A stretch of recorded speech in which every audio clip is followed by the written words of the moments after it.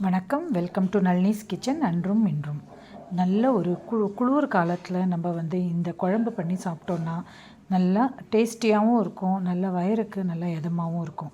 நம்ம இந்த வீடியோவில் பூண்டு போட்ட மிளகு குழம்பு எப்படி செய்கிறதுங்கிறத பார்க்கலாம். கொஞ்சம் ஒரு லெமன் சைஸ் புளியை தண்ணியில் ஊற வச்சுட்டோம். ஒரு 1.5 கப் அளவுக்கு நம்ம ரெடி பண்ணி ஜூஸ் எடுத்து வச்சுடலாம்.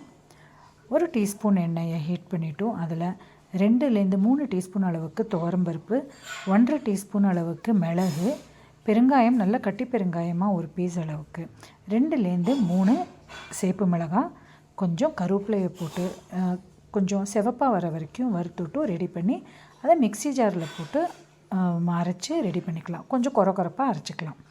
இப்போ எண்ணெயில் ஒரு 1/4லேருந்து 1/2 கப் வரைக்கும் எண்ணெய் விட்டுக்கலாம். அதில் கடுகு, சேப்பு மிளகாய், கருவேப்பிலை, ஒரு கைப்பிடி அளவுக்கு பூண்டு நம்மளுக்கு நிறையா வேணும்னாக்கா நிறையாவும் நம்ம போட்டுக்கலாம்.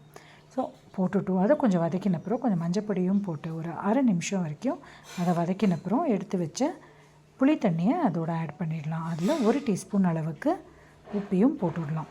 அது ஒரு பச்சை வாசனை போகிற வரைக்கும் ஒரு 5லேருந்து 7 நிமிஷம் நல்லா கொதிக்கட்டும். அது கொதித்தப்புறம் நம்ம அரைச்சி வச்ச பொடியை போட்டுவிட்டோம். மிக்ஸியும் அலம்பி விட்டுட்டோம். பார்த்தோன்னாக்கா நல்லா திக்காயிண்டு வரும். ஸோ இந்த மாதிரி குழம்பு நல்லா ஒரு கோல்டு சீசனில் சாப்பிட்டோன்னா சூப்பராக இருக்கும். தேங்க்யூ.